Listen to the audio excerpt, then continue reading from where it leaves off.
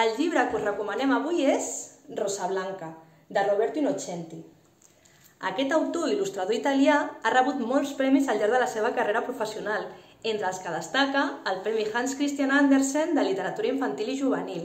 I no és per menys, ja que a més de la gran qualitat de la seva tècnica hiperrealista, Innocenti ha fet una gran tasca per apropar-nos a episodis de la història de la humanitat a través de la vida de personatges anònims, com és en aquest cas. A Rosa Blanca ens traslladem a l'Alemanya de la Segona Guerra Mundial, és a dir, a una època en la que Alemanya encara estava governada pel dictador Adolf Hitler, i això ho podem veure a través de les seves il·lustracions, on podem observar, a través dels detalls, la simbologia nazi que Innocenti ens ha volgut ensenyar.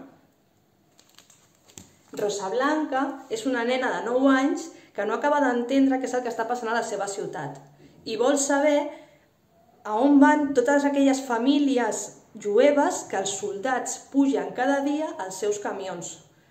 El lector podrà conèixer l'Holocaust des dels ulls d'una nena i això fa que aquest llibre sigui una bona eina per treballar amb els infants un dels episodis més negres de la història de la humanitat. I us preguntareu d'on li ve el nom? Doncs mireu, resulta que Rosa Blanca és el nom d'un grup de la resistència alemanya que va lluitar contra el règim d'Adolf Hitler.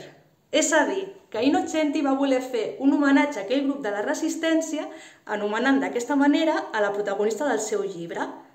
I les accions de Rosa Blanca, la protagonista, al igual que les accions d'aquell grup de la resistència, pretenen ser un gest d'esperança per l'espècie humana. Doncs bé, en una setmana com aquesta, en la que celebrem el Dia Internacional de Memòria de les Víctimes de l'Holocaust, hem pensat que no podia faltar aquesta proposta.